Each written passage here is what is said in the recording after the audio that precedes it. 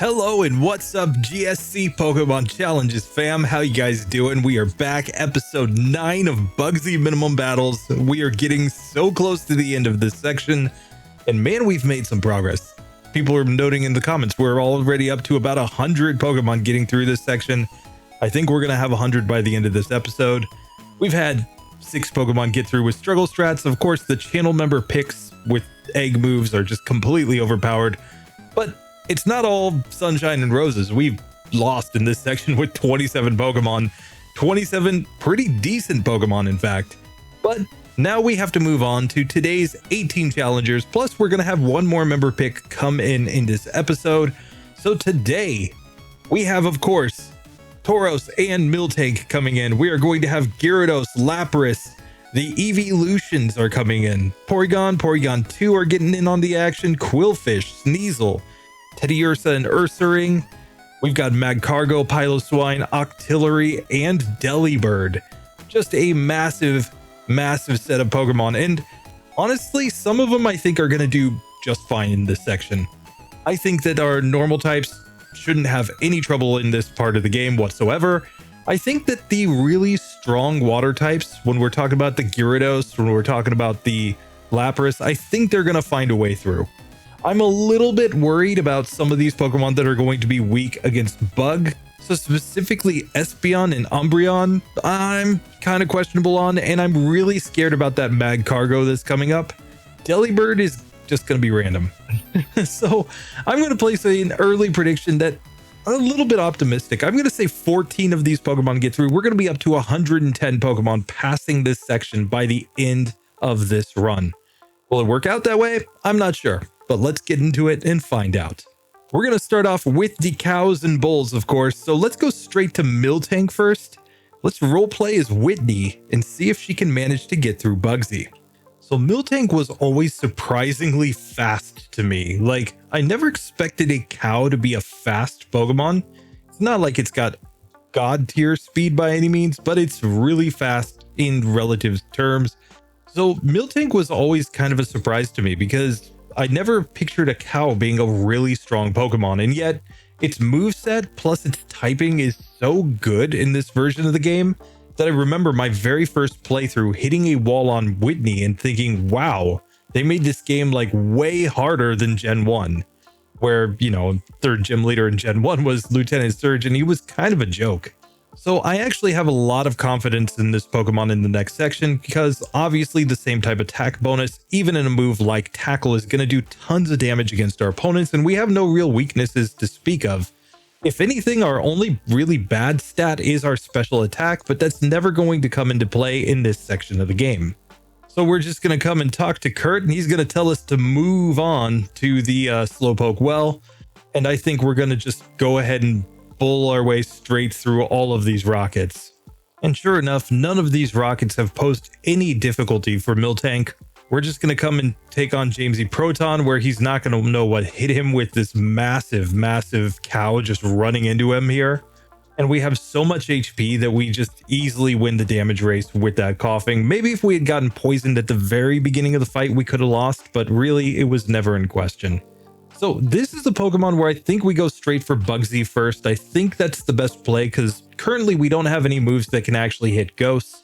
So standing right in front of Bugsy now, we have a level 12 Miltank with 49 HP. Our current moveset is Tackle, Growl, and Defense Curl. Now we will add the move Mud Slap after this because we're going to need something to hit ghosts. But a lot of people asked in the last episode, why didn't you learn Mud Slap so that you could use it on Scyther? I think people just forget that it's not a status move, it's a damage dealing move, and as a ground type move, it can't affect a flying type. So we're not going to add it yet. We don't really need it for this fight, I don't think. Tackle, Growl, and Defense Curl is the moveset. And we have 28 attack, 34 defense, 18 special attack, 26 special defense, and 33 speed. Let's just see if this is enough to get through on the first attempt here. So of course, Bugsy's going to lead off with his Metapod. I'm going to use this opportunity to set up all of the defense curls on the first Pokemon. Once we have +6 in defense, I think we're going to do pretty well in this, keeping in mind that Scyther will hit pretty hard. And with Metapod going down, we can now attack this Kakuna, which if it doesn't use Harden, we're doing like a 4-hit KO range here. So we easily knock that one out. And now we learned Stomp, a much stronger normal type move. I'm going to move that into the top slot here. And Scyther is going to start setting up Fury Cutter. But let's see if we can get the Stomp to go before it knocks us out. We just needed one more hit there. So a Fury Cutter miss could work here, but that is pretty luck-based. So I'm going to simply take this opportunity to go and take on the rival instead. The logic here is pretty simple. If we can just beat the rival, we'll probably gain a level. We'll probably get access to Stomp from the beginning of that fight, and that should just give us better ranges when we get to the later parts of the battle. So here, Rival 2 attempt number 1. Of course, I'm going to Mud Slap on this Ghastly. And we really don't like when it puts us to sleep and starts using Spite on us. If we run out of PP in this move, we're not going to be able to knock it out. Fortunately, we do have just enough PP to knock it out there. Now we are going to go for the Tackle on this Zubat. And this one is a 4-hit KO, but we do take it down. We level up. We get to learn Stomp. I'm going to learn Stomp over Tackle here since it's a stronger move. And we are faster than the Bayleaf, so we can flinch it, and we easily win after a critical hit there. So getting through Rival 2 really wasn't hard. Once you add on the Mud Slap, we got it on the very first attempt. And now, since we're one level higher, we can actually get some flinches on at least the Cocoons here in Bugsy's battle. But then we have to see, maybe we just need one critical hit to get through this one. So Bugsy round 2, let's see how it goes. So I am once again going to set up some defense curls here. And now we're just going to start stomping on this Metapod. And it's almost a 2-hit KO. It turns out to be a 3-hit KO, but still a pretty easy victory there. We get a critical hit stomp on the Kakuna, so we take it out in 2 hits. Now to Scyther, we've got pretty decent health here. We get a critical hit stomp turn 1 and it misses Fury Cutter turn 2. So just like that, Miltank gets through, gets to level 15, and Whitney would apparently be able to beat Bugsy even with a lower leveled Miltank. Very nice. So with that, we have gotten our first challenger through this section today. Wasn't really that hard, but now we have to see if Tauros can keep up in the Battle of the Bovines. Now, of course, Tauros gets access to Rage, which is a massive boon in this sort of challenge, given the fact that Gen 2 Rage is really OP in the early game. Now, I just did a full game solo run of Tauros in Gen 1, actually in Pokemon Blue version, on minimum battles, and I gotta say that the slow level up group didn't affect it as much as I thought it would. I'm very interested to see if it's the same in Gen 2. Granted, in Gen 2, we have a lot more threats to deal with. For example, Chuck's gym is going to be a nightmare, I think, for this Pokemon. But we do get a massive moveset, so if we can just get through this section, we're going to start learning a lot of useful moves as we go through the game that should at least give us a chance to beat the entire game. But for now, let's go ahead and make our way into the Slowpoke Well, where we are going to remind our Tauros that the Rockets do have a red R in the middle of their chest, so clearly we can use Rage here to get through them. And as we reach Jamesy Proton, of course, the more he hits us, the more angry we will get and the more damage we will do to him. So we simply have a situation where this Tauros is never going to lose any of these fights whatsoever, because the more they hit us, the stronger we get. So I think we're going to have a much easier solution against that Scyther in this one, because we're just going to build up our Rage and I think completely destroy it. But let's see if it actually works. So with our Tauros directly in front of Bugsy, it's now at level 12 with 44 HP. Rage, Tail Whip, and Tackle is the moveset. And we've got 33 attack, 32 defense, 18 special attack, 26 special defense, and 35 speed. We're just a little faster than that Miltank. Don't think we have quite as much in terms of defensive potential, but hey, our attack should be pretty good. Let's see if we can get Bugsy down.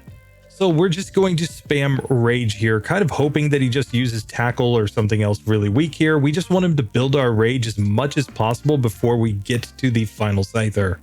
We can see that already Kakuna is just a 2-hit KO, and we learn Horn Attack via level up, but I'm going to stick with Rage as he uses Fury Cutter. since Rage is actually completely accurate. It's a 2-hitter to knock out the Scyther. It was never in question. That was an easy victory. But now, of course, we have one major issue with Tauros, which is that we do not learn the move Mud Slap. So we don't have any moves that can actually hit a ghost. So the only way we're going to get through this is with struggle strats. We do have a massive attack stat, and keep in mind that the first Ghastly cannot hit a normal type Pokemon for any sort of damage. It's just going to use Spite, and Lick will do 0 damage. So we should be able to use up all of our PP on the first Pokemon. Let's see how this goes though. So I'm going to start by just spamming Tail Whip over and over again, and we're just going to try to use up all of our PP, and he can use Spite on Tail Whip. We don't really care, because like I said, eventually we're going to have to get to struggle here, unless the Ghastly gets to struggle first and struggles itself down, which would probably not be the end of the world. So we're just going to keep our stronger moves. Obviously Rage and Horn Attack are stronger than Tackle, so I'm just going to spam the Tackle PP here and just let this Ghastly use up its own PP. And if it puts us to sleep, it's just going to sit there and lick over and over again. It's got 30 PP and lick. So this is going to be an incredibly tedious fight, but we should be able to get through Ghastly eventually. So sure enough, we get to the point where Ghastly runs out of PP, and now it starts using Struggle against us. And it's doing very little damage, 3 damage per hit, but that actually means that it's going to knock us out before we can get it to knock itself out with Struggle. So the only way to get through this fight would be to actually go and use up all of our PP and all of our moves so that we could struggle against that Ghastly. Let's see how this goes though. So of course, the simple solution for using up all our PP would be to actually go back to Sprout Tower, find a wild Ghastly, and just use up all of our PP against it. Because we could never damage a Ghastly, the Ghastly could never damage us, so we would have a guaranteed way to use up all of our PP and get to struggle. But now on full health, with all of our PP used up, let's just see if we can manage to beat the rival. So now with struggle, we're simply going to get a 2-hit KO from the looks of things against the Ghastly, so easy victory there. Out comes the Zubat. Here it's looking to be a 3-hit KO, but yet again, easy win. Bayleaf comes out, and struggle did about 9 damage there. So without a critical hit, this is looking to be a 6-hit KO, and it uses Reflect. So that Razor Leaf does a lot of damage here.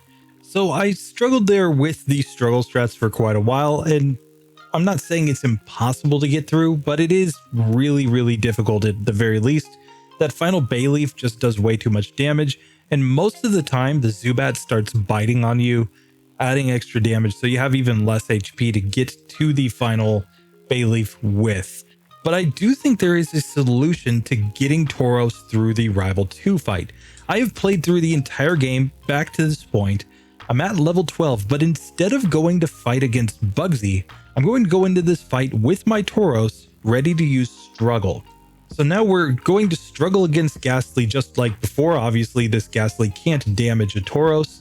It's looking to be a 3-hit KO here. We actually get the 2-hitter with a crit. Now against this Zubat, we're going to stick with our struggle to knock it out. It's using Supersonic, which we don't really like, but hopefully we can just deal some damage to it. And there we do knock it out. But the key point here is that we just leveled up to level 13. Well, at level 13, we learn Horn Attack. So we now actually have a damage dealing move to use against this Bayleaf. And while it's not the strongest move by any means, it's still a decent same type move with 65 base power. Now, of course, Bayleaf, if it goes for the Reflect, that's really not what we wanted to see. And we probably need some sort of critical hit at this point, or another miss from Razor Leaf. We just barely missed the range to get through there. If it doesn't use the Reflect, I think we would have won pretty easily. So let's try this one again. So this time back to Bayleaf on green health. It still goes for Reflect. That seems to be its standard play here, but we get a critical hit, and just like that, we knock it out on the second attempt. So the strategy is that simple. We have to pay attention sometimes to if we can manipulate so that our Pokemon will learn a new move after using Struggle. So Tauros is a Struggle Pokemon, but it does manage to get through Rival 2 by coming in at a lower level, funny enough. And with that, we just have to quickly go in and mop up Bugsy, and I think we're good to go. And sure enough, we mop up Bugsy nice and easy and get to level 15, and just like that, Tauros joins the Struggle column, but has successfully beaten Bugsy. And so with Tauros and Miltank out of the way, let's now move on to some water types. We've got Gyarados, Lapras, we've got Quilfish, we've got Octillery. I'm going to save the Vaporeon for the other evolutions, but for now, let's get into those water types and see just how they do. And for the sake of argument, I'm going to start off with my favorite, which of course is the Gyarados. Now, of course, Gyarados, I always thought it was a travesty that this Pokemon did not get the Water Dragon typing. They instead gave that to Kingdra. This Pokemon is clearly a dragon. It's based on legend of a carp that swims upstream, jumps over a gate, and becomes a dragon flying in the sky. So they made it a flying type because it is a flying dragon, but still, I always thought the Water Dragon type was more fitting. Now, with that being said, we are starting the game with only the move Thrash, and as we look at the moveset, we are not going to learn any new moves in this section of the game. We learn Bite at level 20, but keep in mind, we only get to level 15 in this section with these slow level up Pokemon. And since we don't have any TMs to learn in this section, this looks like another Pokemon that we're going to have to go with Struggle Strats with when we get to Rival number 2. So I think we're really just going to be trying to see if that massive attack stat, and of course the fact that Bayleaf only does neutral damage to a Gyarados, is enough to get us through this section. But first things first, we're going to hear Kurt tell us about what Team Rocket does to Magikarps and Gyaradoses, and we're going to go take out our rage on them. And so we're going to go ahead and beat up on Jamesy Proton and tell him to go tell those guys at the hideout that it's not worth it to try to piss off a Gyarados. And we easily get through in just 3 hits of Thrash. But now our strategy obviously has to be very different from the Tauros that we just used. We need to go straight to Bugsy's gym. We just need as many levels as we can before we go into our struggle strats against the rival. So as we stand in front of Bugsy, we've got a level 12 Gyarados with 49 HP. Our only move is Thrash. We're going to hold a berry in this one. And we're coming in with 39 attack, 28 defense, 23 special attack, 33 special defense, and 29 speed. So I think this is going to be more than enough here. As long as we don't get bad confusion luck or poison luck, we should get through this, but let's find out. So of course, Bugsy's going to send out his Metapod. All we can do is Thrash. It hardens, so this is going to be a 3-hit KO on the first Pokemon. Out comes Scyther second, and we're confused, which is obviously not great. But Thrash here is doing decent damage, so I think at least with one critical hit, or maybe not hitting ourselves in confusion, we would be able to get through that fight. So back for round 2, we this time get the Kakuna second. It goes for the Harden, but we just managed to use Thrash and knock it out. And now against the Scyther, we need better confusion luck here. We snap out of confusion, it misses a Fury Cutter, and that was all we needed. So the second attempt was perfectly fine. We beat Bugsy and get to level 14. But now, of course, we have no choice. We have to find a way to beat the rival, and it's all just going to come down to struggle. Now, yet again, we could simply use up all of our struggle PP against a wild Ghastly and then just heal up with potions. So it's not like this Pokemon couldn't get to struggle. In spite of the fact that Thrash is 90 base power, it certainly would be possible to get to this point. But now with our struggle strats, is it going to be enough here in this fight? So the Ghastly comes out and we're going to use struggle. It did well over half damage. We get licked, but still we dealt enough damage to get through that. Here against the Zubat, it's nearly half damage with our struggle. A 3-hit KO by the end of it. Now Bayleaf, we struggle. It uses Reflect. So clearly we would need some sort of critical hit here to have any shot of getting through this. It's doing 11 damage with its Razor Leaf. And here we're just not going to have enough HP to get through that first attempt. This time we get a Poison Powder turn 2 after the Reflect. So we've got just a little more damage on it, but then it gets a critical hit and we just don't have the HP to survive. one crit from us, or if it hadn't managed to get that critical hit Razor Leaf, we might have gotten through there. And this time we get poisoned by the Bayleaf, but it used Poison Powder randomly when it was still on relatively low health. The Reflect wore off, and a critical hit was enough to get through that fight. So everything has to kind of line up for Gyarados to win here, but it is possible. So with that, Gyarados moves on. It was pretty ugly to get through that section, but hey, I'll take it. And in the next section, we should be able to get access to more moves. Will it be enough to get through Whitney though, with her super effective rollout? That is the real question. Still, we get through for now, so Gyarados joins the winners column with struggle strats, of course. Now let's move on to our Lapras and see if it can match this success. So Lapras, of course, has really great stats, but the problem might be the fact that we only have Water Gun as a damage dealing move, at least at this point. It looks like Body Slam comes in exactly at level 15, which is the level we will reach after we beat rival number 2 and Bugsy. So we would have that for the Whitney section, but we're not going to get it in this section.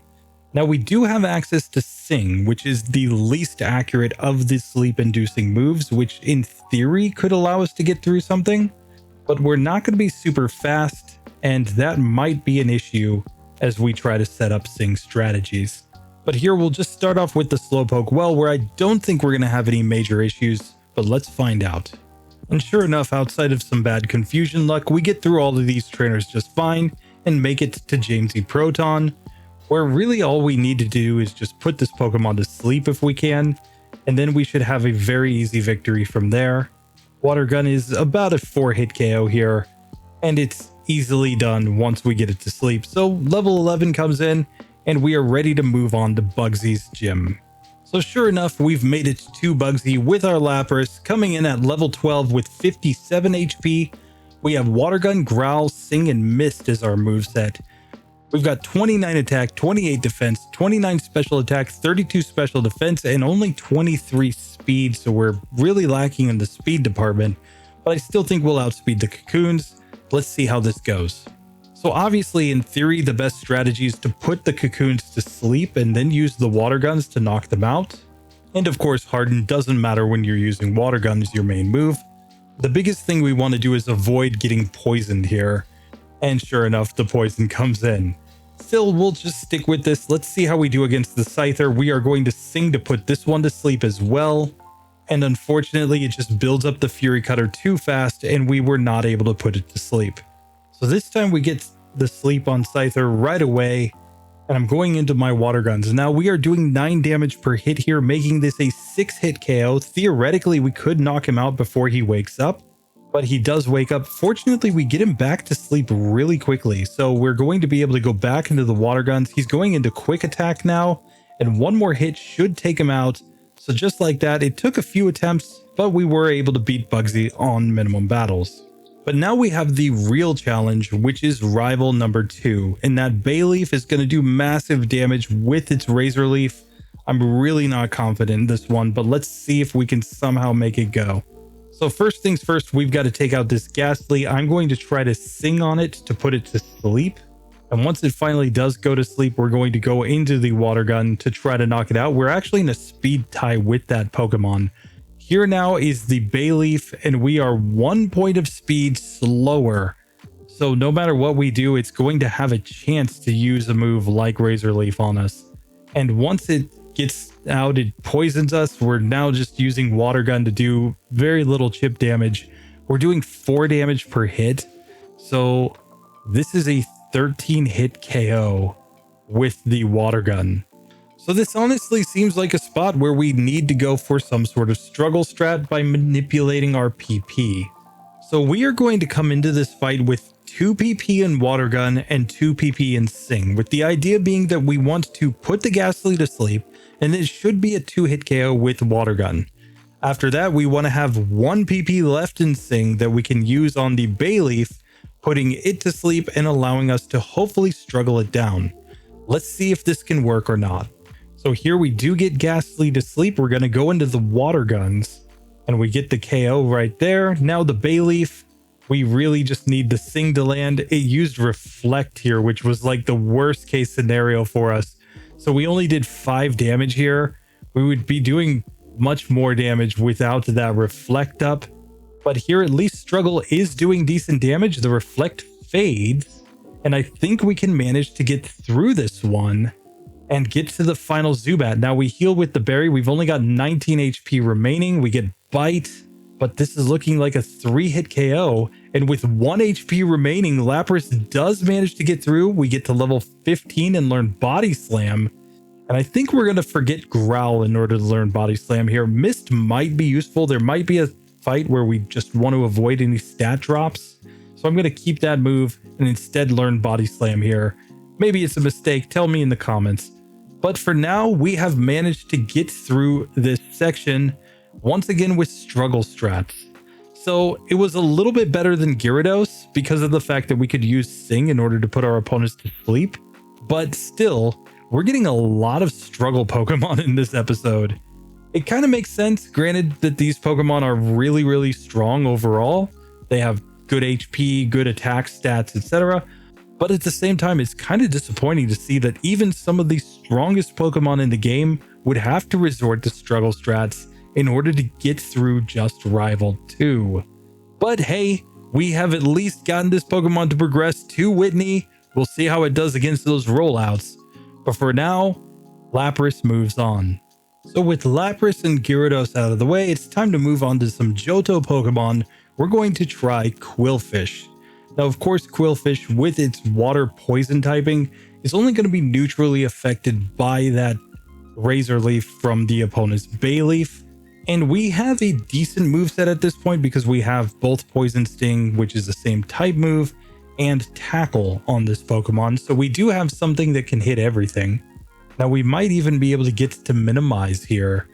And between Harden and Minimize, we might just be strong enough to get through opponents even with our really weak moves. Now, we also will get access to Swift in this section if we want to learn it. Obviously, would be an upgrade on Tackle, giving us a 60 base power move rather than a 35 base power move. I'm going to try to avoid learning that new move at this point at least, but let's just see how we do in this Slowpoke Well section.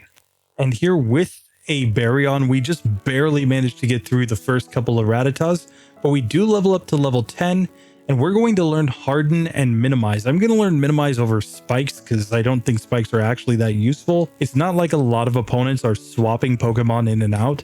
So really, we probably get the greatest advantage by simply using our physical attacking moves here and status moves that help us be more survivable. Unfortunately, Minimize, while it's not nearly as broken as it was in Gen 1, does make us more survivable in these fights that are going to be a little bit longer and more tedious, since obviously neither of our damage dealing moves are that strong. So I kind of doubt that we're going to set everything up at any point, but this should give us at least a strategy for getting through this section of the game. And sure enough, we make it to Jamesy Proton without any further difficulties once we get these stat boosting moves. So here, Minimize to reduce the accuracy of his tackle, so he's just going to do less damage to us overall, and we can set up a couple of Hardens to be more survivable as well, and then just go into our own tackles, which don't do a whole lot of damage, but should whittle this coughing down faster than he can knock us out, just because he's going to miss more often than we do. And just like that, we get to level 12 as we beat that Rocket section. Now I'm going to make my way into Bugsy's gym. I definitely think this is the best way to go. And let's just see if we can easily beat the gym leader himself. So here as we come into the Bugsy fight, we have a level 13 Quilfish with 44 HP, Poison Sting, Tackle, Minimize, and Harden on the moveset, and we've got 34 attack, 29 defense, 23 in both specials, and 32 speed. So we're nice and fast, and we've got a lot of attack, but really weak attacks to use in this section. Let's just see how this one actually goes. So here against Bugsy, I think we just lead off by spamming the Minimize on this Metapod. We don't really care if it uses a bunch of Hardens here because we're going to probably whittle it down by getting it poisoned. And once we have all the Minimize set up, I'm even going to go in for all the Harden spam as well. This has a lot more to do with the upcoming Scyther than anything that this Metapod can do against us. But once we've got everything set up, I'm just going to start spamming Poison Sting. And once we get it poisoned, we know that we're going to slowly chip it down, and it's not going to hit us that many times. Now, next out comes the Kakuna. I'm just going to spam Tackle on this Pokemon since it's neutrally effective here. And he's not going to do that much damage to us, so we easily get through that Pokemon. Now, finally, we have the Scyther, against whom I'm going to set up Poison Sting. We're trying to poison this Pokemon. There is the poison coming in, and now we'll just switch to Tackle. And as it's poisoned, it can't hit us very often, and we are also tackling it down. So just like that, we get through on the first attempt and get to level 15 with our Quilfish. So Bugsy went down without much difficulty, but now we have to fight against our rival, where the only move that we have that can actually hit the Ghastly is Poison Sting. And it's 4 times resisted, so we're not going to be doing very much damage here. So we have to find out if this one's actually going to be possible. I think our status moves will make it possible to get through the first Pokemon at least, but will we have enough HP to get through everything? Let's find out. So leading off against this Ghastly, I'm going straight for the minimize spam here. If it licks us, that's not really the end of the world, even if we get paralyzed. The bigger point is just to get as many turns as possible by using lots and lots of minimize. Now, once we have the minimize set up, I'm going to switch into Poison Sting, which did 2 damage here. So this is a 16 hit KO against this Ghastly. So this is why we have to use the minimize strat here, because we just have to buy as many turns as we possibly can so that we can possibly get through this Pokemon. Now the Ghastly does go down. Out next comes the Zubat. We're simply going to tackle on this one, assuming of course we can actually land a hit. We got so many tackle misses on this Zubat. We do manage to get through though. Out comes the Bayleaf, and Razor Leaf one-shots us. So I'm going to change to the move Swift here, just because we had really bad luck there with our tackles, but Swift is also a much stronger move to use on everything after the Ghastly. And since we can see that we can get through the Ghastly, I think this is the best way to go. So in this one, we get a lot more hypnosises from the Ghastly as we set up, and all of them missed. So we were simply able to set up all of our evasion right away. And I think we're going to get through with better HP here. We still do get paralyzed, which isn't great, but I think it's more important to have the berry on than the paralyzed cure berry, just because I think we're going to need to regain some HP at some point, since accuracy strats and evasion strats aren't that great in this generation. Now we get through still on green health without using our berry though we do get confused here by this Zubat. Once we are able to hit it though, Swift is a 2-hit KO, still on green health to the Bayleaf. Razor Leaf is missing, and Swift looks to be about a 5-hit KO here. But we do manage to get the range, and just like that, Quilfish does get through and get to level 16. So it wasn't pretty with Quilfish, but Quilfish can make it work. It's just got a cheesy moveset with Minimize and Harden coming in both at level 10. That basically puts us in a position where, sure, we don't have any strong moves, but we can make it work without struggle. So Quilfish becomes the first of the water types to legitimately get through this section on minimum battles. Keeping in mind, these are all max DVs Pokemon. So anything less than max DVs, I think we're struggling a lot harder with Quilfish there, because clearly one more hit, we would have gotten knocked out on that winning run. But hey, it manages to get through. So at least the best possible Quilfish will eventually get through this section of the game. Now let's check in on Octillery. So Octillery's only level up move in this section is going to be Constrict, a 10 base power normal type move. So while it is neutrally effective against Bayleaf, I think we're never really going to want to use it. Water Gun would still be effectively 20 base power against a Bayleaf versus Constrict, which is only 10 base power. The only real argument for the move is the fact that Octillery doesn't have great speed, but just seeing that makes me really nervous about this Pokemon. Now it does fortunately look like we learned Swift, so we can get a 60 base power move, I think we're going to have to slap that on no matter what. That's probably going to be our only hope of getting through this section. But even then, the fact that we don't have any status moves and we don't really have any way to buy extra turns against that Bayleaf really makes me nervous for this one. I'm not sure we're going to be able to make it through. Now, we do apparently also have Mud Slap, which is kind of strange. Most of these water types don't learn Mud Slap, but it might also be another way for us to potentially get through an otherwise impossible fight.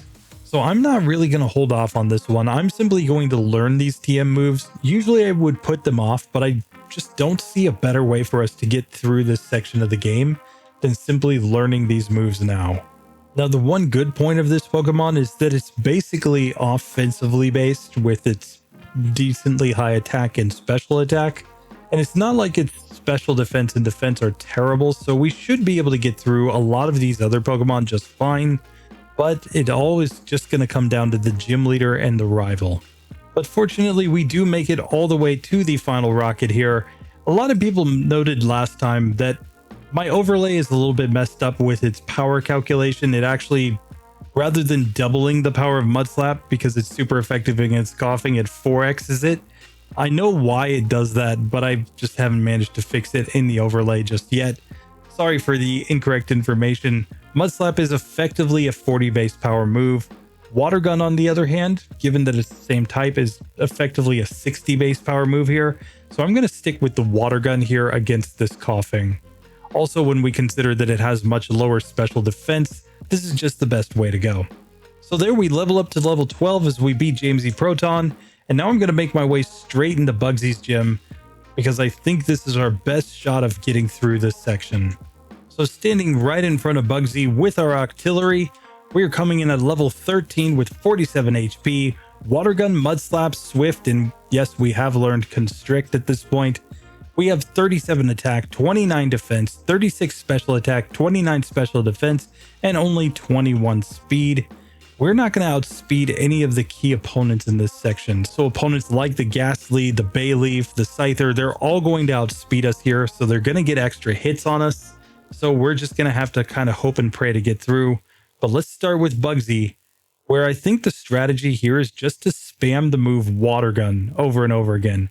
Obviously, the Metapod can't do anything to us. It's just an easy 2-hit KO. Out comes Kakuna. Harden doesn't matter. And a single Poison Sting didn't do that much to us. So we managed to get through. We get to level 14. Now it's time for Scyther, which is going to use Fury Cutter on us. And it's looking to be a 5-hit KO here with our Water Gun. He gets a critical hit there, so we get knocked out. But let's try a second attempt. And here the issue is just that Fury Cutter is building up too fast. We got a critical hit there, and we still would need one more hit in order to knock the Scyther out. So this one doesn't seem to be working. So the only other thing to do really is to try to use Swift here, just because technically our attack stat is a little bit higher. Scyther has even defense and special defense, and we actually get a Fury Cutter miss and a critical hit here. So this time we do manage to get through. That was incredibly lucky, but we did manage to beat Bugsy on minimum battles with our Octillery. I don't think that's consistent. I think it relies entirely on that Fury Cutter miss in order to get through, as well as getting the critical hit. So that is definitely more luck than just one critical hit to get through. We did manage it, but now we have to get through Rival 2, and I think this one might actually be a pure wall. Let's find out though. Rival 2, attempt number 1 here. I am going to lead off against the Ghastly with a Mud Slap just because I know that it's going to want to use something like Hypnosis, so maybe we can avoid the hit. Now against the Bayleaf, this is another spot where I think Mud Slap strats come in. We're not getting one-shot by the Razor Leaf, fortunately, so we do at least have some chance here, but this is going to be pretty tough given that we're slower. This time, instead, we get Reflect turn 1, so that does give us an extra turn to set up Mud Slap. And the fact that we're not a guaranteed one-hit KO kind of helps us here. He can go for something like Reflect. He can go for something like Growl, something like the Poison Powder, which isn't guaranteed to hit, especially if we start using Mud Slaps on it. So all of those are possibilities of ways that we might have a chance to get through here. So this time we get Reflect and Growl the first couple turns. So then I'm going to just keep going hard on the Mud Slap because he still hasn't hit us a single time. And now his Reflect fades off. And we get a heal still being on good green health. He goes for Poison Powder there. And yes, we have been growled once, so we are doing less damage. And one more Razor Leaf will knock us out, but we do manage to get through the Bayleaf this time and get to level 16. Out comes the Zubat. I'm just going to stick with the Swift here. Bite did decent damage, but we actually do manage to get through. So Octillery is incredibly luck-based. It took tons of resets there to get through the rival. But at the end of the day, it just comes down to the fact that he can't one-shot us with his Razor Leaf. So he does have a chance to use some other moves. I'm not sure that that one's consistent enough that you would actually consider it to be a win-win. We did get through within a couple attempts after I decided to try fewer Mud Slaps. But then in the winning one, we actually did go for more Mud Slaps. So I don't know. Octillery, we'll keep him in there. We will let him progress. But I'm not sure that that one is actually consistent enough to be considered decent by anybody who wouldn't want to come back and try this challenge again. And definitely without max DVs, this Pokemon, I would say, no way. Get it out of there. Octillery, you got lucky. But hey, we'll see if it can move on in the rest of the game. It's on to Whitney. So with that done, we have managed to get some really odd results in this episode. Quilfish, Octillery, and Miltank managed to get through, though I would say that the Octillery probably didn't actually deserve it. And then we've added a bunch of struggle Pokemon. We had to struggle with Tauros, Gyarados, and Lapras. So 50% of these Pokemon have gotten through, but with struggle strats. Now it's time to move on to everybody's favorite, the Eeveelutions. I'm going to run the Eevee first and then look at the evolved forms. This is one where it's kind of makes sense to go Eevee first, since I think this Pokemon might actually... So of course, we're going to kick off the Eeveelutions with Eevee, and we don't learn any new moves in this section. Our next level up move isn't until level 16, where we learn Growl, which isn't really going to do anything in this run. We do have access to Sand Attack that will allow us to lower opponents' accuracy, and we can also learn the TM's Mud Slap and Swift in this section. So we do have at least some tools to get through, but I'm not sure if it's going to be enough or not with this Pokemon. Now, of course, Sand Attack could turn out to be incredibly important in these runs, especially as we get to the Umbreon and Espeon, since they're going to have such type disadvantages in this section. But I think everything really comes down to speed and how many hits we can take from our opponents. But first things first, let's take our Eevee down into Slowpoke Well. This is like the only time I think we're doing an unevolved Pokemon first in this set. So we basically know that if we get through here with Eevee easily, we're going to be just fine with Vaporeon, Espeon, Umbreon. So let's just see how it works. And unfortunately with Eevee, it seems like even this first rocket with his Rattatas is kind of hard here. We're going to give a Mud Slap and a Tail Whip to these ones just to try to take them down a little faster. They're 2-hit KOs after we use the Tail Whip. But here we've made it to the second Rattata. It's doing like 7 damage per hit with its quick attack. And we survive on 1 HP to get through that finally. This was like the 3rd attempt against that guy. So it's pretty clear that we're probably going to need to learn the move Swift in order to be more survivable in this section. Swift nearly doubles our attack output.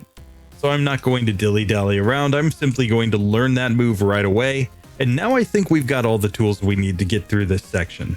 And sure enough, after adding Swift, Eevee has no issues down here in this Slowpoke Well. So we can make it 2 Jamesy Proton, where I think the strategy is basically the same. I'm going to give him a Tail Whip just because we do know that Coughing has reasonably high defense. He misses a Poison Gas, which is perfectly fine. And now this is looking to be a 4-hit KO with Swift. He poisons us, but that shouldn't mean anything here, as we easily get through on the first attempt and get to level 12. And now, of course, we know that we're going to need to learn Mud Slap, but I'm going to go into Bugsy's gym without it first. Let's just see if we can get through Bugsy with our current moveset. So standing directly in front of Bugsy with our Eevee, we are coming in at level 13 with 42 HP. Swift, Tail Whip, Sand Attack, and Tackle is our moveset. We have 24 attack, 22 defense, 21 special attack, 26 special defense, and 24 speed. So let's just take our first attempt at the gym leader. So of course, Bugsy's going to lead off with his Metapod. I'm just going to use Swift here. It uses Harden, but still this looks to be a 4-hit KO at the worst, and we easily get through the first Pokemon. Out next comes the Kakuna. We're just going to do more of the same. We're hoping not to get poisoned here. We do get poisoned every time I say that. But now the Scyther comes out, and here I'm going to go for Sand Attack. Now, Sand Attack is a ground type move, but it's a status move. And the important factor there is that Sand Attack can hit a flying Pokemon, whereas a move like Mud Slap cannot. So here we get knocked out in this first one because we didn't have a Vaporeon and we simply didn't get any misses from that Scyther. But I'm going to try this again with a Vaporeon this time, hopefully not get poisoned. And if we can just set up more of our Sand Attacks, I think we might have an easy chance to win. So now with 2 Tail Whips on it, we did 20 damage there. So this is a 3-hit KO after 2 Tail Whips. He does finally hit a quick attack on us, but we survive with 3 HP and get to level 15 as Eevee beats Bugsy. It's not perfectly consistent, but I reset a lot of times there just because I got poisoned. And sure, you could have a Poison Cure Berry. I think the berry is better there on the basis that it at least gives us some HP back midway through the battle. And really, we just need to be able to survive another hit from that Scyther if at all possible. Anyway, that worked just fine, but now we need to replace one of our moves with Mud Slap, and I'm simply going to replace Sand Attack. Now, I kept Sand Attack for the Bugsy fight because Sand Attack can hit a flying type, but from here on out, there aren't actually that many flying types that we actually are too worried about using accuracy strats against, so I'm instead going to use the Mud Slap here. Mud Slap will be very useful in this run. We're going to use it against Morty, I think. We're definitely going to be using it against things like Jasmine if we get there. So I want to have this move on the moveset as we move forward. Anyway, let's try rival number 2. Let's see if Mud Slap is enough. So here, of course, he's going to lead off with his Ghastly. I'm going to Mud Slap it. And it's looking to be a 3-hit KO with that move. We get a critical hit, so we knock it out the next turn. We're going into Swift on this Zubat. We get confused, which is not great, but we still hit the next turn, so that's perfectly fine. And here, I'm actually going to Mud Slap a little bit on this Bayleaf, just because I do expect that its Razor Leafs are gonna do decent damage here. And it's set up a Reflect, which we don't really like. We lose the first attempt. We also didn't have a Vaporeon again, so I'm gonna throw a Vaporeon and try this one more time. So now that we're back to the Bayleaf and we got a couple of defense drops on us, it did growl at us once, but we've got it down below half health with a Swift. And the next Swift does the job. So we get through and get to level 16. We will not learn Growl here. I don't think that's going to be important. So instead, we'll move on with this moveset. And Eevee does get through rival number 2 and Bugsy. So that's pretty good. But keep in mind that the upcoming evolutions include some Pokemon that are going to be weak in this section. So just because Eevee has gotten through does not necessarily mean that we're going to have as good a time, especially with Espeon, since I don't think it has a Psychic type move at this point. It might be really, really terrible. But for now, Eevee has progressed. Now let's move on to Vaporeon and see how it does. So Vaporeon would seem on paper, at least, like it should be much better than an Eevee. Obviously, we have much higher HP. We've got decent special attack and special defense. But there's actually a problem with this Pokemon, and it's really the reason I did Eevee first. Eevee is a normal type Pokemon using normal type moves, so it at least gets a same type attack bonus in its normal type moves. And Eevee doesn't have any type weaknesses in this section.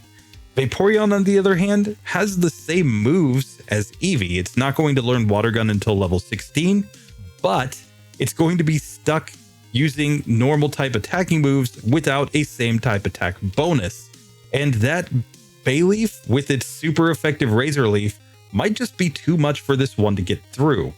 So it really is an open question at this point, whether or not any of these evolved evolutions can actually succeed where Eevee did, in spite of the fact that Eevee is the unevolved form. That being said, we already know that we were able to get through Slowpoke well, perfectly fine with Eevee, and I don't expect any of these evolved forms to really struggle that hard here. I will add Swift just to have a stronger move, but unless we have any issues, I'm just going to skip straight ahead to the Bugsy fight. And sure enough, Vaporeon makes it to Bugsy without any real major issues. We've reached level 13, we have 61 HP, Swift, Tail Whip, Sand Attack, and Tackle just like Eevee before, and we are coming in with 26 attack, 25 defense, 38 special attack, 34 special defense, and 26 speed. Let's see if this is enough. We're basically going to use the same strategy as Eevee here, but we're going to be doing less damage. So this Metapod, even without any Tail Whips or Hardens, is clearly a 4-hit KO, for example. We really don't want to be poisoned here. Fortunately, we get a crit and get a 3-hitter there. Now on the Scyther, this is where we're going for the sand attacks. We're just hoping to lower its accuracy quite a bit. Fortunately, we do have a lot more HP than we had with the Eevee. So even though I forgot to put on a berry in this one, we are surviving reasonably well.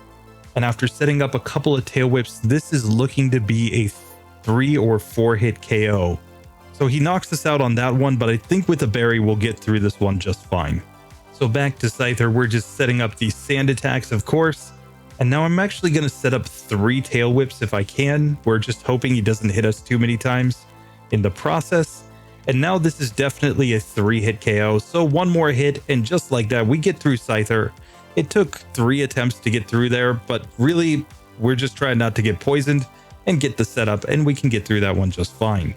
So now with that done, it's just time to learn Mud Slap the same as we did with our Eevee and see if this is enough to actually get through the rival. So here against the rival, of course, on his Ghastly, there's nothing to do but Mud Slap. We get a nice 2-hit KO there. He sends the Bayleaf out second. We are faster, but man, that Razor Leaf does a lot of damage. So we just need to go all in on these Mud Slaps, trying to get this Pokemon to miss. It misses a Growl as well. That's actually really good. And once we get this Pokemon down to -6 on accuracy, we're simply going to set up some Tail Whips, and then we get a critical hit Razor Leaf that knocks us out. So we clearly need better luck than that, but the fact that we're faster than the Bayleaf does give me some confidence that this one will go. So this time we had Spite from the Ghastly, so we only got to the Bayleaf with 3 of our Mud Slaps remaining, but we've set up a bunch of Tail Whips and it hasn't managed to land that many Razor Leafs. So we've got it down to half health already, and we knock it out on the next turn. Now we get a level up and learn Water Gun, which I'm going to learn immediately over Tackle. And now with this move, I'm simply going to use Water Gun since it's the same type move against the Zubat. It uses our higher special attack stat, and just like that, we get through rival number 2. So Vaporeon does move on in spite of the fact that it didn't really have any good attacking moves to use for most of that section. It has enough HP and it can just manage to stall out opponents with the accuracy strats long enough to actually make it possible to get through that section. So very nice. So now that Vaporeon has gotten through, let's move on to Espeon and Umbreon. We'll do Espeon first and see if it can get through this section. So now with the Espeon all the way to Bugsy, we're going to take on Bugsy first because we have a type weakness to 2 of the Pokemon on the rivals team as opposed to only 1 Pokemon here on Bugsy's team. We have the same moveset that we had with Eevee and Vaporeon coming into this fight, but we are coming in at level 13 with 44 HP, and we have 26 attack, 25 defense, 43 special attack, 34 special defense, and a very nice 38 in speed. But I'm not super confident in this one. Obviously, we're going to need some accuracy strats to come in to have any shot here. So first attempt against Bugsy, of course, we're just going to spam Swift on the Metapod. Just like with the Vaporeon, we're not doing very much damage with this move. But now when we get to the Scyther, I'm going to sit here and start spamming these sand attacks. It's actually using Quick Attack against me. I thought it would be using the Fury Cutter, but actually it just went for Quick Attack that entire time. So let's try this again with the sand attacks. Of course, we need it to actually miss some attacks here. It used Leer once. We then get a Quick Attack miss. In fact, a couple of Quick Attack misses. And once we get its accuracy down nice and low, I'm going to go into the Tail Whips and hopefully be able to knock this one out. And here we do manage to get the Tail Whips on and knock out the Scyther. So it only took 3 attempts through that Pokemon. Now we, of course, have to take out this Kakuna as well. As long as we don't get poisoned, though, we should be just fine here. And sure enough, we beat Bugsy and get to level 15. So even with a type disadvantage there, we do manage to make it through the Bugsy fight within a reasonable number of attempts. Now it's time to take on the rival, where of course we have to add on the Mud Slap so that we have some way to hit that Ghastly. And with that, let's just see if we can make this one work. So of course against the Ghastly, we're going to Mud Slap. It misses Hypnosis, so we knock it out in just 2 hits there. Out next comes the Zubat. It knows Bite, which obviously is super effective here, but we have really high special defense, so we do manage to get through that Pokemon just fine. Out next is the Bayleaf. I'm still going to Mud Slap this Pokemon just because I think that Razor Leaf is going to do decent damage when it hits, especially if it crits like that. And we get knocked out by another critical hit Razor Leaf. Now, the big advantage we have here, of course, is that we are fast enough that we can actually outspeed these opponents. So we are at least getting plenty of hits on them first. And once we get to the Bayleaf, his strongest Pokemon, at least it doesn't have a type advantage against us. So as long as we can actually get some misses from the Razor Leaf and some other random moves, we should eventually be able to get through this. And once we get it down to -6 accuracy, I'm going to go into Tail Whip a bunch of times. And now we're just going to start using Swift. And one more hit should do the job, and just like that, Espeon does get through, it levels up and learns Confusion over Tackle, and we are progressing in the game. So Espeon was honestly the evolution that I was most worried about in this section due to the fact that it just has so many type weaknesses here, but fortunately it does manage to find a way through. And with that, we're moving on to Whitney, where this Pokemon's nice and fast, so it may be able to match up speed-wise with the Miltank and just use some accuracy strats to get through. We'll have to see. But for now, that's another Pokemon through. So with that, we're going to move on to Umbreon and see if it can match what Vaporeon and Espeon have done. So with Umbreon, I actually want to try a slightly different strategy. I want to try adding the Mud Slap TM right here immediately, and I'm going to learn it over Tackle. I'm just going to forget this move. I haven't used it with any of the evolutions, basically once we got Swift on the moveset. And I'm going to try to fight rival number 2 first, because our weakness to Bug is a bigger issue than anything else. So maybe we can just gain some extra levels here and then make the Bugsy fight easier. So obviously with Umbreon, we're reasonably fast and we have really good defensive stats. So I think this one's probably going to be okay. Here, I'm still going to use the Mud Slaps here on the Ghastly. 3 Mud Slaps is what it takes to knock that one out. Out next comes the Zubat. This is actually the stronger Pokemon against us. And I'm going to sit here and just spam Swift. And it is a 3-hit KO. Very nice. We make it all the way to the final Bayleaf, where I'm going to just spam the Sand Attacks on it. Then Sand Attack. It's not dealing any damage, but it will get the accuracy drop, so we may as well use some Mud Slaps, I guess, just to get some damage on it as well. Now that we've gotten its accuracy down nice and low, I'm going to start Tail Whipping like crazy here, and then go into some Swifts. And it looks like this is going to be a 3-hit KO, but we get it on the first attempt just like that, and we're to level 14 now as we get ready to go into the Bugsy fight. And checking the stats, we've got 55 HP, Swift, Tail Whip, Mud Slap, and Sand Attack is our moveset. We still need that Sand Attack for the Scyther, I think. But we've got 28 attack, 40 defense, 26 special attack, 46 special defense, and 28 speed. Let's just see if this is enough with the accuracy strats. So of course, against Bugsy's Metapod, I'm just going to use Swift, and we have a lower attack stat than the other evolutions we've been using so far, so this turns out to be a 5-hit KO after a single Harden. We level up right there and get to level 15. We're going to go Swift now on the Kakuna, and we get poisoned in this one, which is obviously the worst case scenario, but we do knock that Pokemon out. We've made it all the way to Scyther, where I'm going straight into the Sand Attacks here and hoping that it misses the Fury Cutter. Once we get enough Sand Attacks on it, of course, it will stop using Fury Cutter and start using Quick Attack. And I'm just checking the range here. We did 9 damage without any Tail Whips here. So we're going to lose that first attempt due to the poison. But let's just see with a Vaporeon if we are actually able to get through this one. So this time we're back to the Scyther without any poison on us. And so we're still going to go into the Sand Attacks. We get a Fury Cutter miss there. Very nice. And we're going to get just the maximum amount of accuracy drops on it. It still is trying to use Fury Cutter, even though we've dropped its accuracy. probably because it's super effective, so he just wants to keep using that move. But there he finally misses one. He misses a quick attack, and with one more hit, we do knock out Bugsy and get to level 16, where we get to learn Pursuit. We're just going to slap that on over the sand attack and move on in the game. So just like that, all of the evolutions do manage to get through the Bugsy section. But there is one more evolution that we have to investigate, which is, of course, the channel member pick Flareon with Flail, the legendary Flailion. Obviously, it couldn't beat Bugsy on minimum battles, at least not reasonably, due to the fact that it didn't have a fire type move, and it was getting hit by the mud slaps like crazy in that one. But here with Flail, it might just be good enough to get through this section. We're going to have to deal with that Croconaw, but maybe it's enough. Let's find out.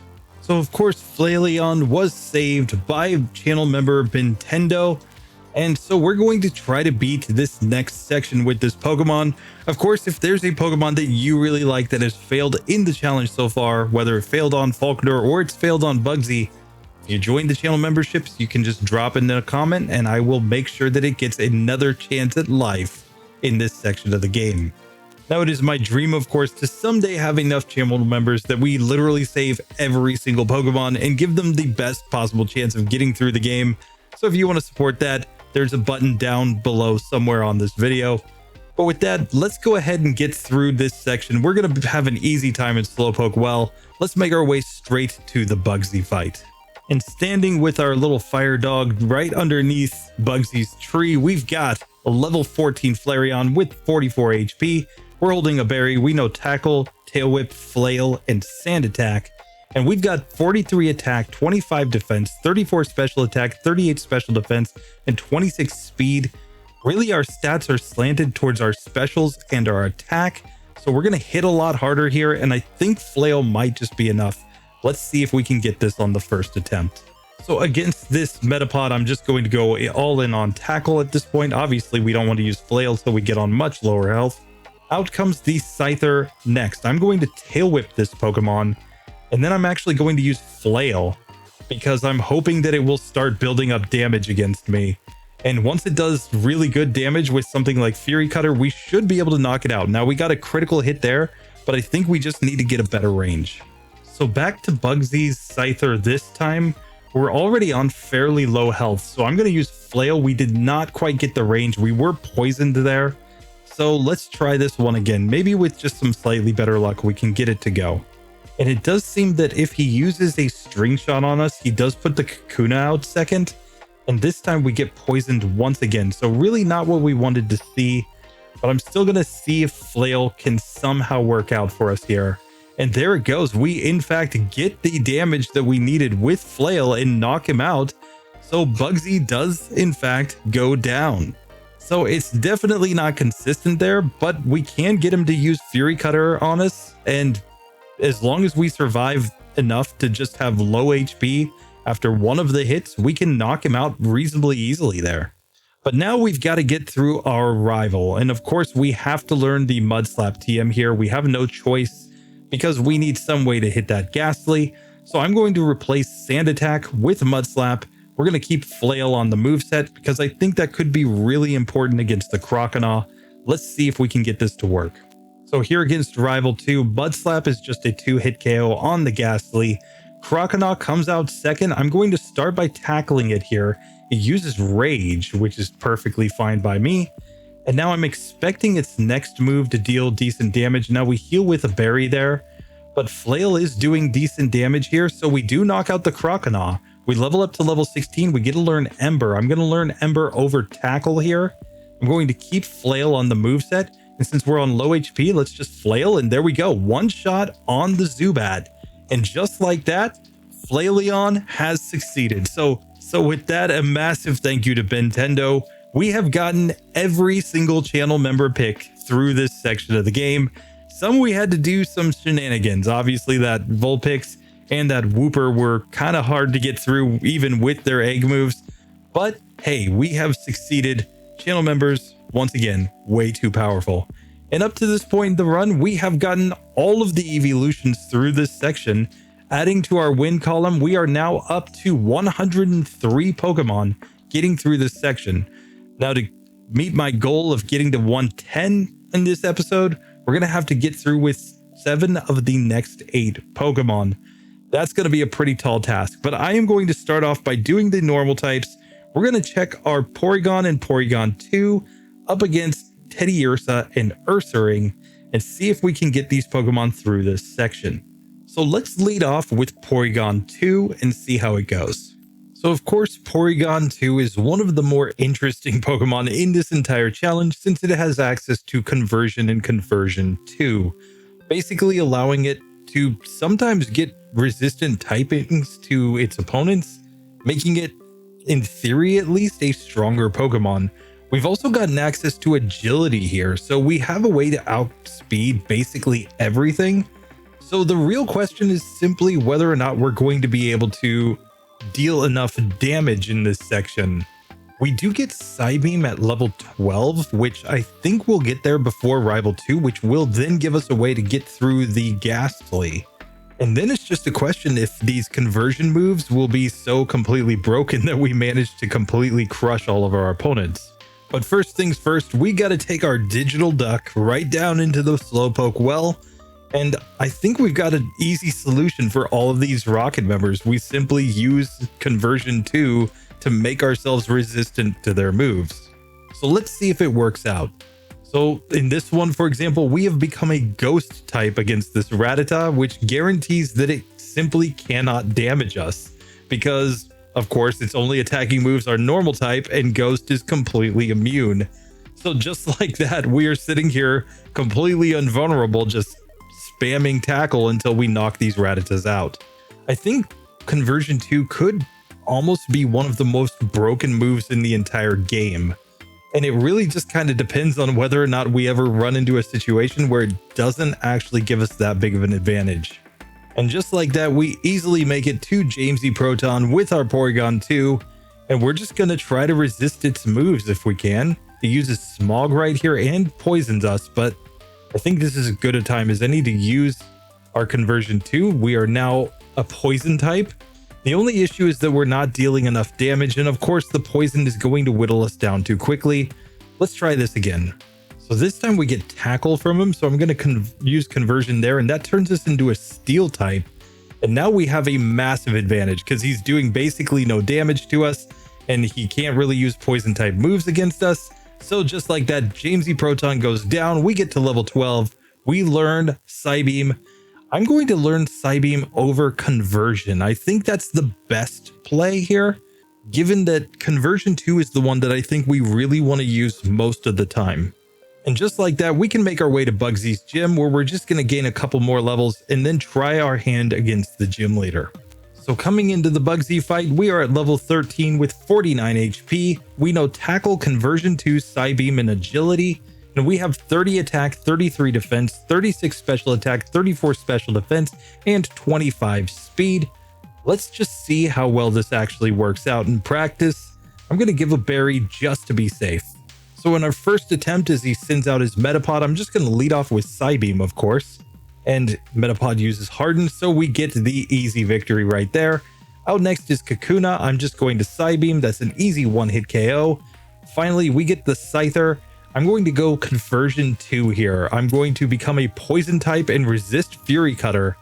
And now I'm going to use Agility to get faster here. And then let's just see what we can do. We get a critical hit with our Psybeam right there. And then he misses a Fury Cutter.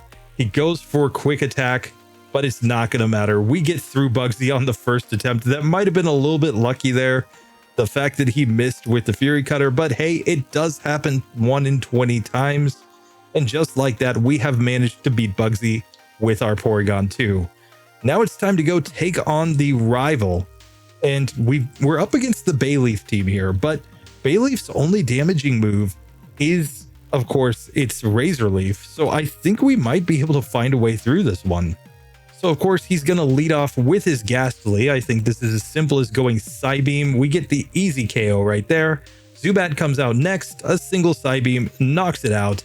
And finally, we've got this Bayleaf. I'm going to use Agility just to make sure I outspeed. And now I'm going to use Conversion 2 to make it so that we're Dragon type. So now we resisting its Razor Leaf as a Dragon type. We confuse it with our Psybeam, and we're just going to sit here and spam the Psybeam the rest of the way. And with one more hit, we do in fact win on the very first attempt against Rival 2. And honestly, this is potentially broken. The fact that we are actually able to pretty easily get through this section with Porygon 2. Porygon 2 might end up being one of the best Pokemon in this entire game. I'm honestly not sure, but the fact that we can change our typing based on the opponent that we're up against is kind of broken. So I'm going to be very interested to see how that goes going forward. But for now, we have managed to get through. Now let's see how we do in the same section with Ursaring. So Ursaring has its advantage in the fact that it has incredible physical damage output. And as a normal type with good attacking stats and being able to learn so many TMs as we go through the run, I think this Pokemon really could go deep in this challenge. But of course, we've got to get through this section first. We do have access to the move Lick, meaning that we can damage a ghost type Pokemon. And since our attack stat is really good, I expect Lick will do enough damage to pretty quickly get through that Ghastly. And after a couple of very easy victories inside of Bugsy's gym, we can make our way straight to the gym leader. I'm going to try Bugsy first in this one just to see how he goes. Maybe we can beat him just due to the fact that we have really good damage output here. So Ursaring comes in at level 13 with 51 HP, Fury Swipes, Leer, Lick, and Scratch. We could even use Lick strats to try to paralyze the Scyther at the end if we really need to. We've got 43 attack, 29 in all of our stats except for the speed, which is 24. Obviously, attack is the main focus of this Pokemon.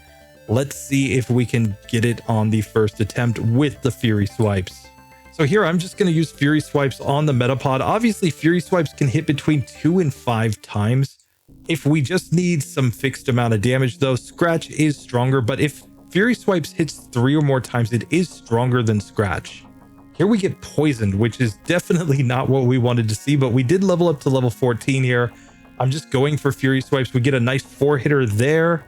And we get a 5-hitter there. So we knock out the Scyther, even with the poison on. Never even activated the berry. That was very nice. So now we'll add the Fury Cutter TM just in case we ever need it. I'm not sure if we're even going to need it here on the Rival. We'll try with just our moveset as it is. And if we need a move upgrade, it's probably more likely to be Swift than anything else, since Swift would be basically as strong as a 4-hit Fury Swipes. But let's just see if we can get through with our moveset as it is right now. So of course, against this Ghastly, the only move is to use Lick. We did well over half damage. It misses a Hypnosis and we knock it out on the next turn. Out comes the Zubat. I'm going to go for the Fury Swipes. We missed the first one. The second one, even with a 2-hitter, did over half damage. Now out comes Bayleaf. It uses Razor Leaf, which did decent damage there. We do have a Berry on just in case. And without a critical hit, it does not knock us out. So we get him down on the first attempt. We get to level 16. It was a little closer than I would have liked. So maybe, just maybe with the Teddiursa, we are going to have to go with the Fury Cutter strat. I'm pretty sure it learns Fury Cutter. I hope it does. But otherwise, I think we can find a way through this one way or the other. But just like that, we have another normal type through. Normal types really haven't struggled in this section at all. That may change when we get to Morty later on. We'll just have to see. Normal types, while they are pretty OP, they do have potential walls in this challenge. Once we get to Chuck, once we get to Jasmine, we could start seeing them fall off. Ursaring, though, I think is going to stay pretty good for quite a while. Very nice work. But now it's time to see how Porygon and Teddiursa do. So let's get to the Porygon run first. So of course, Porygon has the exact same moveset that we had with Porygon 2, and I expect that we're probably going to get through with the exact same strategy.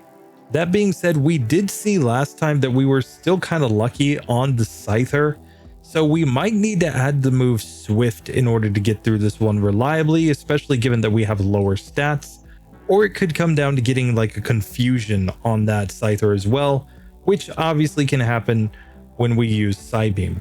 Now at level 13, we are ready to take on Bugsy. We have 44 HP, Psybeam, Tackle, Conversion 2, and Agility is the moveset. And our Porygon has 25 attack, 28 defense, 31 special attack, 29 special defense, and 20 speed. We're actually quite slow here, but fortunately we have agility. So I'm going to set up the agilities on the first Metapod. Let's see how this goes. So first things first, I'm just going to use agility a couple times here. Once it tackles, I'm going to use conversion 2 to become a ghost type, and now it cannot damage me. So now we can just simply sit here and spam our agilities, and now go into the Psybeams, where fortunately it can harden all it wants. It really doesn't matter against this move. Out next comes the Kakuna. We Psybeam. It is a one-hit KO, and now we are faster than Scyther unless it goes quick attack. So I'm just going to sit here and spam the Psybeams, hoping that we can deal enough damage. It misses a Fury Cutter right there, and now it's going to try to build up again, but it's going to be too little too late as we knock it out with a Psybeam.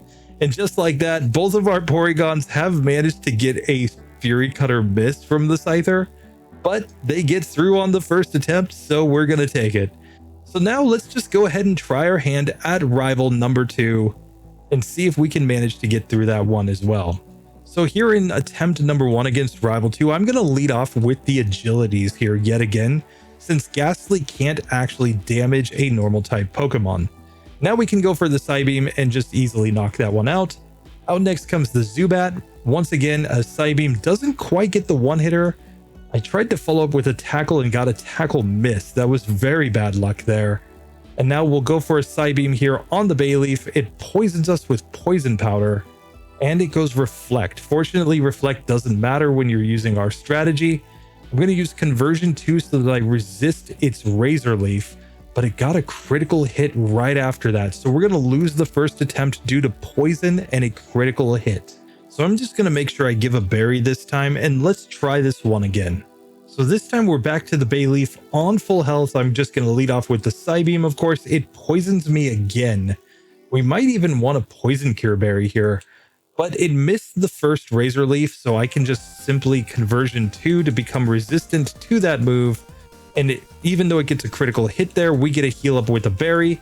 So this time it's just not going to be enough damage from the Bayleaf, and we get through. Second attempt, all we really needed was that berry in order to make that one work. And just like that, we have gotten our Porygon through. So I think that more so than Porygon 2, we're really going to have to keep agility on the moveset with our Porygon to have any reasonable chance of getting through big opponents.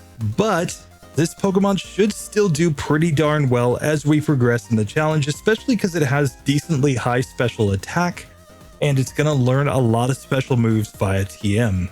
So just before we go back to check our progress, let's go ahead and see how we do with Teddiursa in this section, and see if we can get a clean sweep with the normal types in this episode. So the big disadvantage of Teddiursa here, of course, is that it does not have Fury Swipes. Fortunately, we can probably just replace that damage output with a TM. We get all 3 of the TMs that are available in this section of the game, with Swift obviously being the strongest one since it is the same type move. Outside of that, of course, the stats are all just weaker all around compared to Ursaring, so it may turn out that this Pokemon struggles a lot more in certain spots. So let's just see if we manage to get through this time. So let's just start by seeing in Slowpoke well how we actually do with our weaker attack stat and our weaker attacking moves. Can we get through these rockets without resets? And of course, we are also going to be much slower than these Rattatas. We are going to use a berry here. We're still doing about half damage to them with Scratch though. So I feel like that's more than enough to justify that we're going to get through this section just fine. And sure enough, we do make it to Jamesy Proton without any resets in this section. Let's see if we can just take him down. I'm going to give a Leer here just so that we do a little bit more damage. And now go into my scratches. We get poisoned, which is not ideal, but fortunately we're doing enough damage that we knock him out well before he can actually knock us out. So now the question is, what is the best route through this next section? Of course, we're going to fight the 2 required trainers inside of Bugsy's gym, but then I might actually take on Rival 2 first. The logic is pretty simple. We have Lick for the Ghastly, which can't damage a normal type, and If anything, we're just going to add the move Swift, I think, and get through that section just fine. But who knows, this could be a spot where we actually need Fury Cutter with the weaker Pokemon. I just want to test it out at least one time. So Rival 2 attempt number 1 here. We're just going to lick on the Ghastly. It can use Hypnosis on this, it really doesn't matter. Spite obviously isn't going to do enough to reduce all of our PP with this move since Lick has so much PP as well. And it's a 3-hit KO to knock this Pokemon out, but we get through just fine. Out next is the Zubat. I'm going to Scratch on it. This is going to be a 3-hit KO. It missed a couple of Supersonics, so we got through just fine right there. And now let's go for Leer first on the Bayleaf. And it did a lot of damage with that Razor Leaf, and then it gets a critical hit. I did not have a Vaporeon, but we're taking so much damage from that Razor Leaf that I actually think we do need to come in here and fight Bugsy first. So let's check this out. We are coming in with a level 13 Teddiursa with 43 HP. Scratch, Leer, and Lick, of course, is our moveset. We've got 30 attack, 22 in all of our other stats except for 20 in speed. So we're just quite a bit weaker than the Ursaring, but let's see if we can get this to go. I'm just going to give a berry. We're going to try our moveset as it is, and if we fail, then we will add on the Swift to see if that makes a difference. So here, first attempt against Bugsy, I'm just going to spam Scratch here on the Metapod. It's a 3-hit KO. Kakuna's out next. We are outsped because we got a single string shot, but we get through without getting poisoned, so very nice. Now I'm actually going to lick the Scyther, hoping to paralyze it. And this time we get knocked out, but let's try this again. So here I'm just going to see how much damage Scratch does. Scratch did 11 damage, so this is going to be a 5-hit KO with this move against the Scyther. So obviously with poison, we're never going to get through, but I think this is already a spot that justifies using the Swift TM. Swift will improve our ranges against the Cocoons, as well as allowing us to do more damage against that Scyther. So let's just see if it makes a difference. So now with Swift on the moveset, we don't quite do half damage to this Metapod, but we get it down in 3 hits even after it hardens. And now against the Kakuna, we did basically half damage there. And it string shots us. It's only going to get 1 poison sting off before we knock it out. Very nice. And now I'm going to give a Leer to this Scyther and now go into my Swift. This looks to be a 3-hit KO here. If we can just survive 1 more Fury Cutter or get a critical hit, we will win this fight now. So this time we paralyze the Scyther. It has started setting up Fury Cutter, but we get a critical hit. And just like that, we have guaranteed the victory, except it goes for Quick Attack. Oh, the Quick Attack. No. So we barely failed to get through that one. So I'm just going to try to go all in on Swift though, because Swift is doing decent damage. This is a 4-hit KO with this move. And here he goes Quick Attack every time. So we actually managed to get through there and get to level 15 where we get to learn Fury Swipes. I'm going to learn Fury Swipes over Scratch since Swift is already stronger and Fury Swipes gives us a higher damage output potential. And with that, we can make our way back to Rival 2 and see if we can knock him out now. Otherwise, if we're really desperate, we could learn Fury Cutter here. So let's see if this works. Rival 2, round 2. Here against the Ghastly, of course, we're just going to lick it. And that's going to be an easy 2-hit KO right now at this point. Zubat comes out. I'm going to go Swift since it's perfectly accurate. We get confused though, which is not what we wanted to see. Still, without the confusion, it's just a 2-hit KO. Bayleaf comes out next. It misses a Poison Powder. We did really good damage, but then a critical hit Razor Leaf one-shot us. So this time we do finally manage to get through the Bayleaf. It growled at us on the last turn, so we were finally able to get the range. So just like that, Teddiursa does get through. It was far, far less consistent than the other normal types that we've done so far, but it is progressing to the Whitney section. And one of the reasons why normal types are considered kind of overpowered in Gen 2 is not simply the fact that they get access to so many TMs, it's also the fact that once they get through Whitney, all normal type moves get an attack boost after you get Whitney's badge. So in theory, if we can get this Pokemon through the next gym, it will be even a little bit stronger for the rest of the game.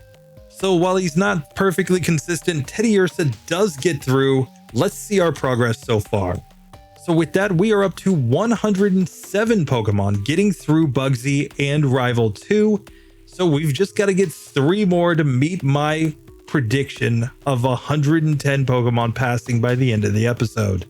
Up next, we have some pretty interesting Pokemon in the fact that we've got some ice types coming in. We've got Sneasel, we've got Piloswine, we've got Delibird.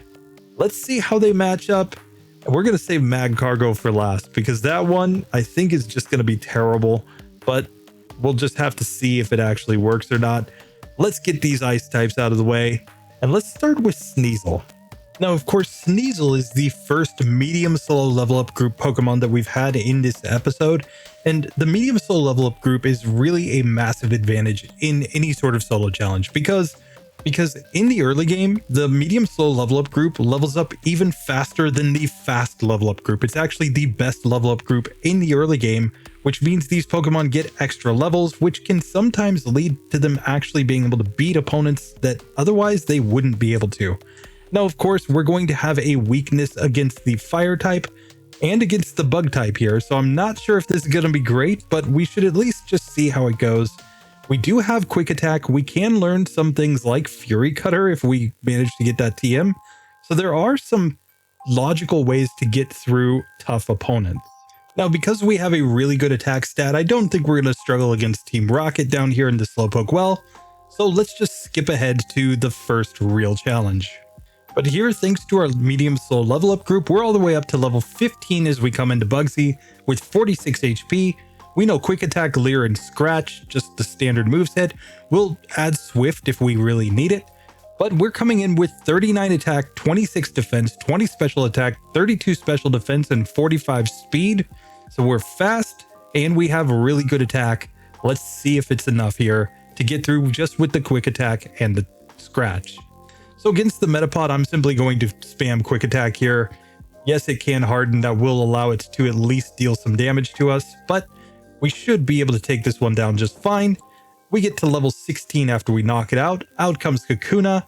Without Harden, this would be a 3-hit KO. And he goes for String Shot, but that obviously doesn't matter. So it's a 4-hit KO after the 1 Harden. And finally, we've got the Scyther. I am going to use Leer on this Pokemon. And now go into the Quick Attacks. The issue is after 1 Leer, this appears to be a 4-hit KO. And it did massive damage to us with the Fury Cutter. So I'm not sure that this one is actually going to be possible, at least with our current moveset. What I think we can do though is to learn the move Swift. Swift basically increases our power by 1.5 because it's a 60 base power normal type move. Let's see if that helps in this fight. So I'm going to move Swift into the top slot. And here we can see that before Harden, Swift is clearly a 3-hit KO on the Metapod, but it still gets the range even after 1 Harden. We level up to level 16, use Swift. Without Harden, we would get a 2-hitter, but then we get a critical hit on Kakuna, so we get that one very, very easily. Here, I'm still going to go Leer on the Scyther, and now use Swift. This is a 3-hit KO now. So at this point, I think if we just get a single critical hit on the Scyther, we will actually be able to win. So let's reset and try this one again. So this time I'm actually just using Swift the entire time. And now I think we might have him in a range to Quick Attack him down. Oh, we just barely miss it. He's got 1 HP remaining, but with another Quick Attack, there we go. We do manage to get through Bugsy and we get to level 17. Now we get to learn Screech, which I'm going to replace Leer with Screech since Screech does the same thing, lowering defense, but by 2 stages rather than 1. So let's see if we can make this work now. Now we do need to learn another move in order to hit a ghost type, and I'm going to learn Mud Slap here. The logic here is pretty simple. Mud Slap is super effective against the Ghastly and super effective against the Quilava and has the effect of lowering accuracy. I think that could be the way to actually get through this. Obviously, we could go for really good Fury Cutter luck too and just build up to the point that we could one-shot things. But I think this way might be more consistent. So Rival 2 attempt number 1 right here. We're going to come straight in with the Mud Slap. and it's going to be a 2-hit KO on the Ghastly. We get paralyzed right away, which is not what we wanted to see. He's going to send out Quilava second here, and Ember did massive damage. So we're clearly not winning this one unless we get really good accuracy luck from here. Just Mud Slap is a 4-hit KO on the Quilava. So obviously that didn't work out, but let's give a berry and let's just try this one again. So this time we get a Lick Miss from the Ghastly, so we knock it out on the next turn. And here I'm going to Screech at the Quilava. We get an accuracy drop right off the bat, which is not what we wanted to see. I think if we had landed Screech, we would have been able to get through this much better, but he burns us, so we're definitely going to lose this attempt. This time we do land Screech on Quilava though. That has cut its defense stat in half, which means from here it's just 2 Mud Slaps to knock it out, and it missed the Ember, so we managed to get through that Pokemon with very good health remaining. Now we're just going to go Swift on the Zubat. It's going to be a 2-hit KO, but just like that, our Sneasel does manage to get through rival number 2. So it wasn't perfect by any means, but thanks to the fact that we gained so many extra levels in that section due to being in the medium slow level up group, we're all the way up to level 18 at this point as we're getting ready to go into Goldenrod and take on Whitney.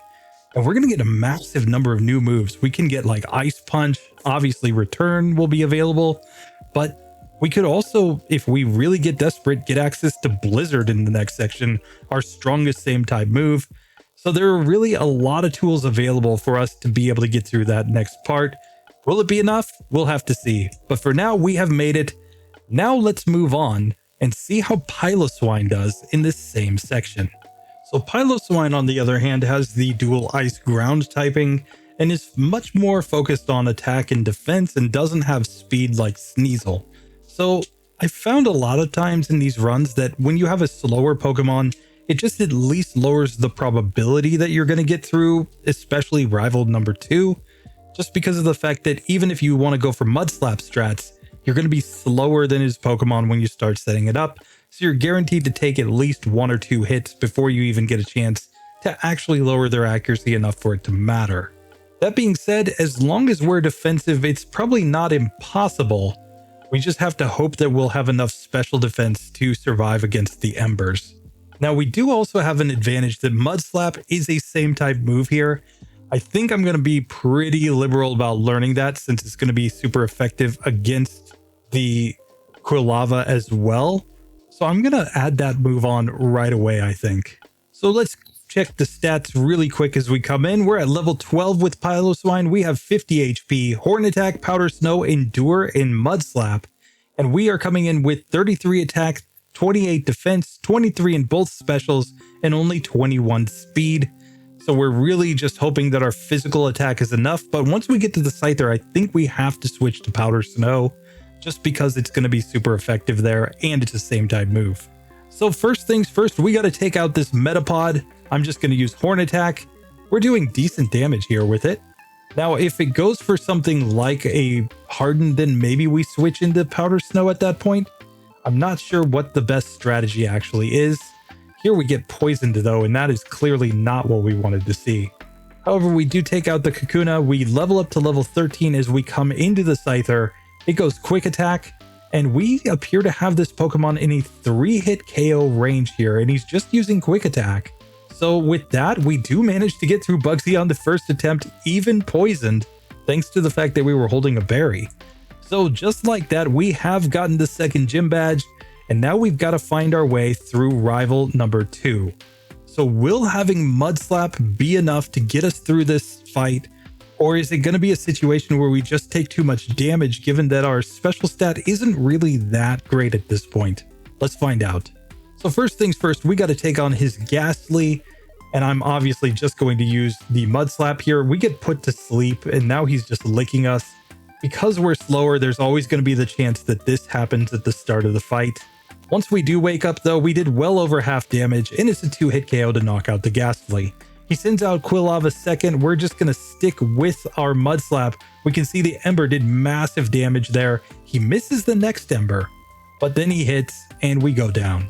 So it's pretty clear that we need a berry in this one. Hopefully the berry buys us just one more turn that we might be able to get through this. So this time we get to the Quilava on full health. He's going to use Ember. It did slightly less than half damage to us. We got a critical hit turn 1 and then he missed. And he misses again. And finally we get through that Quilava. We've still got the berry. And as we come to this Zubat, I'm going to use Powder Snow here since it's super effective and it's same type. He's going Bite, but it doesn't matter. We finally do manage to win with Piloswine and get to level 15. So it's kind of close there. It's certainly not consistent by any means. It comes down to the fact that you're going to need some accuracy strats with some misses in order to actually make that one work. That being said, I think that the luck lines up well enough, given that we could get a critical hit there or we could get a miss from our accuracy strats on that Quilava, that I think it's legit enough to continue on in this challenge. And with that being done, it's time now to get to our last Pokemon of these ice types. Let's see how the Delibird does with some present strats. So obviously Delibird's only level up move is present. Fortunately, we do get access to Mud Slap and Swift in this section. I'm going to make sure to learn both of those TMs just because otherwise I think this is going to be far too inconsistent to ever get through. Like, without a consistent move to actually hit our opponents with, we're probably just going to be sitting here resetting forever. So I'm just going to learn both of those TMs. I usually hold off on TMs unless I'm really sure that I need them. But this is a case where obviously we're going to need to get access to Mud Slap just to get through a Ghastly. But even then, present is just so random that I'm not sure it's even worth keeping on our moveset once we get the option to get rid of it. The other factor with Delibird, of course, is the fact that it doesn't really have any great stats. Like, its best stat seems to be its speed, but it's not like a super god tier speed where you're like, oh yeah, that's going to be our saving grace. I'm not sure we're going to actually outspeed the Quilava when we get there. In fact, we're probably going to be slower, and that might make that fight completely impossible, or at least pretty close to impossible. So we are in the fast level up group. We are gaining levels faster than most of these other Pokemon, but I'm still not super confident as we go into this. I'm going to take on Bugsy's gym since we are a flying type. We obviously have an advantage in here. Let's see if it's enough to get through though. And before we start this fight, we'll quickly check the stats. We're at level 14 with Delibird. We have 41 HP. We know Swift, Present, and Mud Slap. And we're coming in with 25 attack, 22 defense, 28 special attack, 22 special defense, and 31 speed. I'm going to give a berry just to be safe in this one. And let's see if we can make it work. So first things first against Metapod, I'm just going to use Swift since it's our most consistent move. But I don't know. Let's just see what Present does. Obviously, we can get some presents that are pretty similar to the same strength as Swift, and we do knock that one out. Here, I'm actually going to Mud Slap on the Kakuna. I don't want to get poisoned here if I can avoid it. And of course, I get poisoned the second that I say that, pretty much every single time. And the real issue here is that we only have physical damaging moves, so we don't really have a good way to get through this Kakuna once it starts setting up with all of its hardens. We do manage to knock it out though and get to level 15 as we come into Scyther and we just get knocked out immediately by a quick attack. Let's try this again. So this time he sends out the Scyther second and goes into Fury Cutter. I'm just going to spam Present here and really hope to get the ranges. And we do not get it and get knocked out very quickly. So it seems like we would need god tier luck at least in order to get through that Scyther with Present. Like, we would need to keep rolling over and over again for really strong presence multiple times in a row and probably get a critical hit to get through that one. I think that's just way too luck based. So let's try Rival 2 instead. Let's see if we can find a way through him. So here, of course, he leads off with the Ghastly. We have to use Mud Slap on this one. It's looking to be a 3-hitter and he paralyzes us right away. Definitely not what we wanted to see, but we do manage to knock that Pokemon out. Quilava comes out next. Ember did way over half our health, so we heal up with a berry, but he just immediately knocks us out after that. Let's see how we would do if we don't get paralyzed here, though. So this time we do get a lick, but we don't get paralyzed, and we are still slower than the Quilava. So there's nothing that we can do to avoid it damaging us, and unlike Swinub, we do not have a same type attack bonus in the move Mud Slap. So we're purely just hoping for the accuracy here in order to get through this one. And after a bunch of attempts on this one, this just does not seem to go. We're doing so little damage with Mud Slap when we do use it on Quilava, and we need so many Mud Slaps to actually hit, because Swift isn't going to do enough damage, and Present we're just going to be sitting here rolling for luck so much that I just don't think this one actually works out. So with that, I think we have to eliminate Delibird unless we can find a way through Bugsy. I'm going to give it a couple more attempts just to see if I can find a way. So this time we get a critical hit with the Swift, or with the Present, and he used Quick Attack turn 1. And here we're just barely missing the range. He had 1 HP remaining, and that was with a critical hit. Good Present at the beginning of it all. I just don't see this one going. That was way lucky, and we still lost. So when we get that level of luck with the Pokemon and we still fail at the end of the battle, that makes me think that while this one's technically not impossible, it is so incredibly improbable that I don't think we're going to get through this one. So I think Delibird just has to be eliminated right there. So with that, we are at 109 Pokemon passing through this section, and we have one challenger remaining.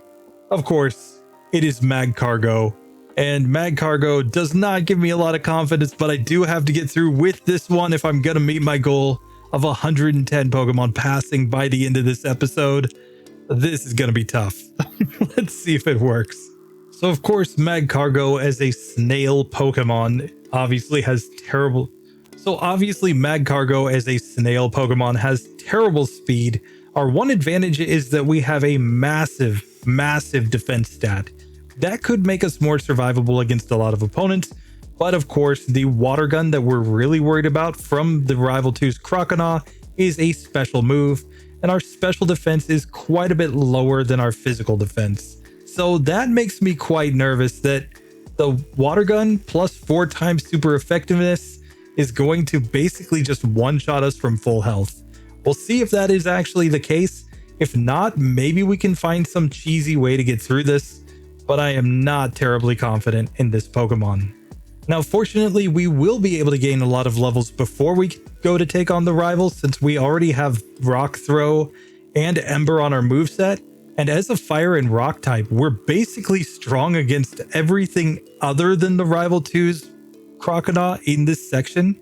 Like, everything is going to be dealing resisted damage. So let's go ahead and make our way into the Slowpoke well with the slowest Pokemon imaginable and just enjoy this section of the game where we actually do crush our opponents. And so Magcargo, of course, proves itself to basically be the perfect Pokemon for taking on Team Rocket, since all of the Pokemon that they seem to use, I think, are basically resisted by this. But still, we have to manage to get through this final trainer with Poison on. That being said, our Ember is doing massive damage, so we get a nice, easy 3-hit KO after a critical hit there on Jamesy Proton. And now I'm just going to take the easy victories that are available inside of Bugsy's gym. Let's see if we get enough levels that then we can manage to crush the gym leader and maybe stand a chance against our rival. And standing directly in front of Bugsy, we are now at level 13 with Magcargo. We've got 40 HP. Our moveset is Rock Throw, Ember, and Smog. Obviously, Rock Throw is the play against the Scyther. It's going to be 4 times super effective and a same type move. And we've got 22 attack, 41 defense, 30 in both specials, and 17 in speed. So fortunately, that same type attack bonus is going to make up for the fact that we have lower attack here. Let's just see if it's enough to maybe 1 or 2 hit KO that Scyther. So here against the Metapod, I'm going to go Ember since our special attack is higher. We burn it so it goes down after using its own Harden. Now against this Scyther, I'm changing into Rock Throw, and this is going to be a 2-hit KO. It starts to set up the Fury Cutter, but that never stood a chance.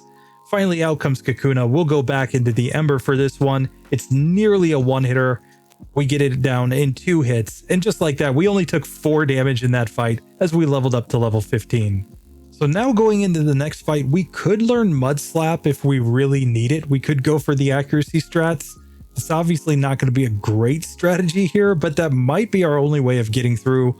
Let's try once with our current moveset and just see what kind of ranges we get. and see if it possibly is enough to somehow win this fight.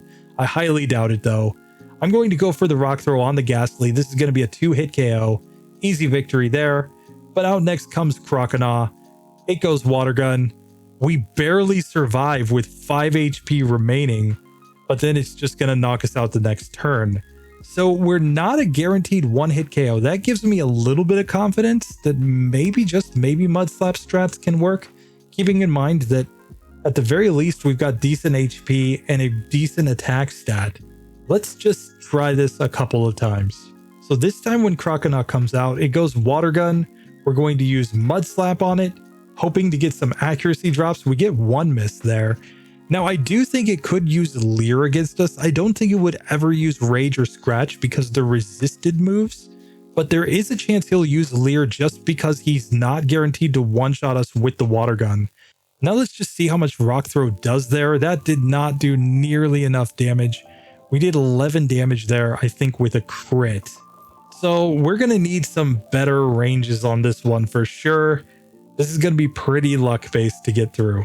And here, after 20 resets on the rival, there's just no way getting through this. So, like, don't get me wrong. In theory, you could get all the accuracy drops on the Croconaw. You could use something like Smog in order to poison it, and then hope to just whittle it down from there without ever getting hit after that first Water Gun. But that's really the only possible way you would ever get through this, is to just get crazy amounts of accuracy luck and, you know, get perfect ranges after that. So I just don't see any way that we would get through this. Of course, if the Zubat came out, we would probably just 1-hit or 2-hit KO it with Rock Throw, but there's just no way that we're going to get through this Croconaw with our 4 times weakness. So with that, we're going to eliminate Magcargo. So with that being done, we are now only 2 episodes away from completing this series. We have 109 Pokemon that have managed to get through Bugsy and Rival 2. Add on another 9 Pokemon that have managed to do this with struggle strats. And then we've got all 7 member picks through. So we're well over 100 Pokemon at this point. But we have lost 29 of our challengers to the second gym and the second rival. Of our remaining challengers, we're going to do 17 in the next episode, the penultimate episode of the Bugsy Minimum Battles series, and we are coming with some absolute heavyweights. We have, of course, Amistar, Kabutops, Aerodactyl, Snorlax, the 3 legendary birds from Gen 1, Articuno, Zapdos, and Moltres are coming in. Then we're going to have Mantine, Skarmory, Houndour and Houndoom, Phanpy and Donphan, Stantler, and then the 3 legendary doggos. We have, of course, Raikou, Entei, and Suicune, or Suicune. I'm not sure because Raikou and Entei, their names are actually like exactly how you would say them in Japanese. Suicune, as people call it, is not how you would pronounce that in Japanese. You pronounce it Suicune. So I don't know. Tell me the proper pronunciation down below. Anyway, we have to find out how many of these Pokemon are going to get through in the next episode. Based on what we just saw with Magcargo, I am super scared about using both Lord Helix and Lord Dome. I think they're both going to have a tough time in this section. Anyway, drop your predictions down below. It's always great to see them in advance. And I will see you guys in the next episode. Thank you so much for watching. Appreciate you all. Later.